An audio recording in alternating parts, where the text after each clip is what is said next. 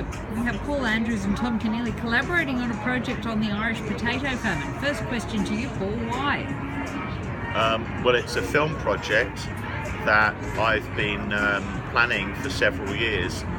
Very happy to have Tom on board now. Of course, he has phenomenal track record with successful novels in historical dramas, famed for Schindler's Ark, which won him the Man Booker Prize, and he worked very closely, as many people probably don't know, with Steven Spielberg on the original screenplays for Schindler's List, which went on to win 7 Oscars. I think it's a story that to this day has never really been told, certainly not on the silver screen. More importantly, it wasn't a subject matter that I was taught in the UK at school when I was growing up, yet I grew up in schools in the 70s and 80s at the height of the problems of the IRA, and I think it's a story that has been buried, maybe for many different reasons, and it's not a question of digging up the past.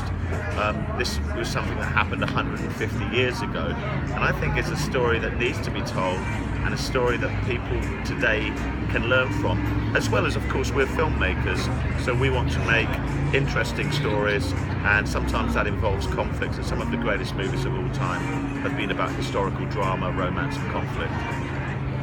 Tom, as a Booker Prize-winning novelist, what attracted you to this film project? Well, I had nearly decided that I was going to write novels for the remainder of my life, but I was always astounded by the potato famine. I'd done a lot of, I'd written a book on Irish convicts who came here during the famine and prior to the famine, and that their crimes were created by the famine, what was happening in Ireland. And so I've always had a passion for the subject and the idea of telling it both dramatically and with a certain authenticity, above all with an emotional authenticity, is a grand challenge. But I decided that at 81, with my daughter Margaret, I'm up for it. And Paul, why would modern audiences be interested in this? I think the audiences that are going to cinemas now are being spoon-fed a lot of remakes, a lot of movies based on things like Marvel Comics, a lot of chain movies, for example, things like Fast and Furious, and they're appealing to a lot of the younger crowd. I think the age group, you know, in terms of the old epics, are not being given the type of movies that they really want to see. And these type of movies are movies where you really experience something at the cinema. It's moving, it's drama, you get involved in the characters and the story. And because they're based on historical fact, there are lessons that can be learned both from an educational point of view and from a thing where mankind, politicians, government decisions can be put right. And these are sometimes reflected in present day matters that are going on at the moment. And I think that the thing is, a lot of people do like watching epic movies. The top 20 grossing films of all time, many of them are movies between 2 and 3 hours long. Schindler's List, for example, Ben-Hur, El Cid, Gladiator. These are all great movies, Oscar-winning movies, and movies that many people, many fans will watch many, many times over. They never get tired of watching them, and I think that's a legacy, and that's the sort of thing we want to try and create for cinema goers. Tom, what kind of unique perspective are you, with your background in writing about this sort of thing, going to bring to the screenplay? I think it's poorly understood that at the height of famines, food is often being exported from the midst of a starving people. And so we want to illustrate the tension that occurred in that society between the Irish and the English, and between Irish and Irish, over the export of food.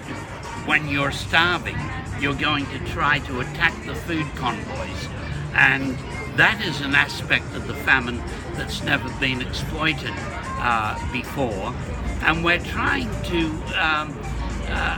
look at what resistance was offered to the conditions that were creating the famine and to the forces of law and order, which the Irish were increasingly resenting, because they stood between maybe the estate of the landlord, where there was food and fish to be hunted, but was forbidden food and fish, and the Irish who were trying to penetrate those estates and get food. And if they couldn't get it, they might burn down ricks, they might burn down houses. And so the what were called the outrages of the time is something we want to look at in this film too. We want it to be a great story of survival and of love, but we want to use that history to drive the tale. And are you going to use that on a broader historical basis, or are we going to see it through the lens of some really strong characters? I think the important thing about making movies is about playing to the imagination of the moviegoer. We're not making a documentary about the famine where we're presenting the facts. The backdrop is the famine, but the story itself is a very tight love story, a love triangle between a young Irish peasant girl who's torn between two loves in the backdrop of conflict, betrayal,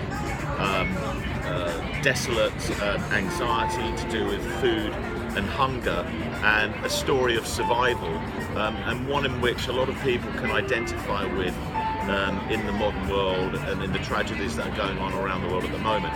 So I think it's a movie first of all, but of course there are historical references to it rather than a historical factual documentary, if you like. With Schindler, the thing about him was that he operated on a scale that you could imagine, and you have to feel an intimate connection with individuals in a film. And Schindler was a lens that enabled you to feel intimate personal connection with the people in the film. We want to do this with the Irish famine that killed 1.5 million and caused 1.5 million to immigrate. And a last question for both of you, first Tom and then Paul, why will we definitely see this film in cinemas?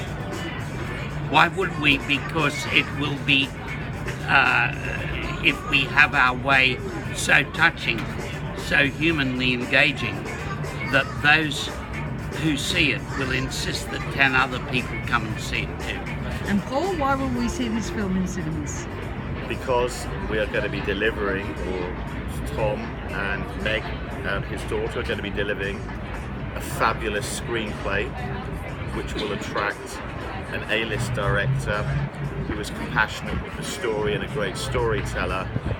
In turn, we will have a top cast with some fantastic music, and we're looking to make a movie that will be remembered in years to come as the defining movie about the famine and a defining dramatic love story.